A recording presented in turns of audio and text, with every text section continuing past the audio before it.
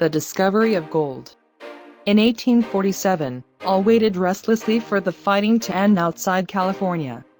The soldiers from New York contented themselves with garrison duty and odd jobs until word came of peace, but the Mormons were discharged in the summer of 1847, and many went to work for Johann Sutter.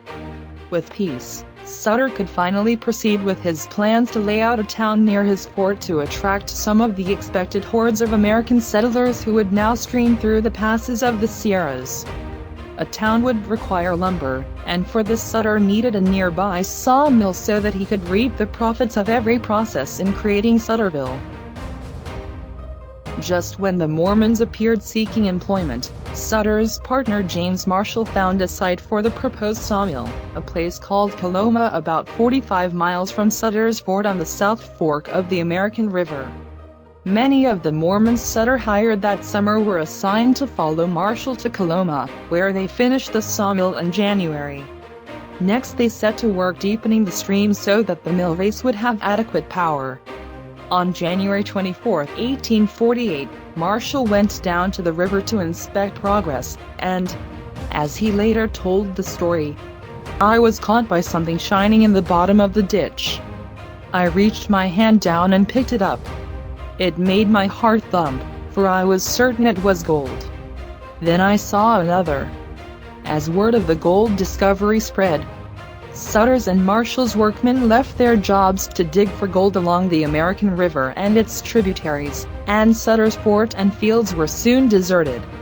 Still, large numbers of prospectors did not arrive until May, when word of the strike and a sample of gold dust were shown in San Francisco. Almost overnight, the port turned into a near-ghost town as merchants, sailors, soldiers, and laborers rushed inland to the gold fields.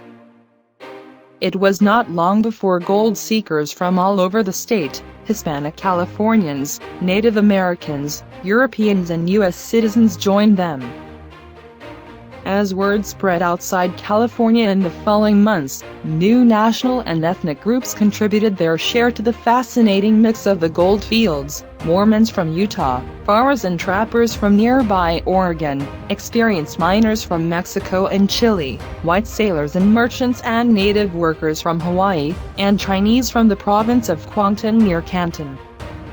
It was no accident that few of the immigrant 48ers came from the United States.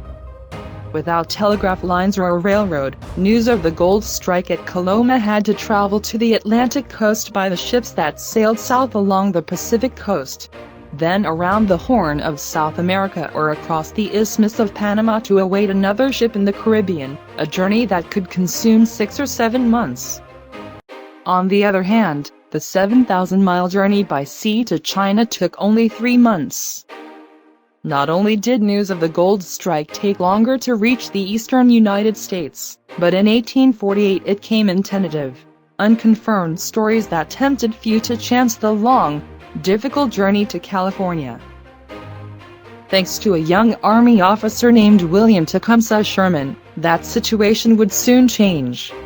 At the end of June 1848, Sherman persuaded his commander, California's military governor Colonel Richard Barnes Mason, to visit the gold fields himself to verify the tales of wealth along the American River.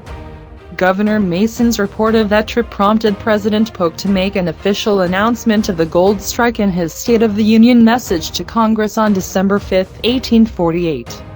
This official confirmation of the news triggered a mass exodus to California. The 49ers were on their way,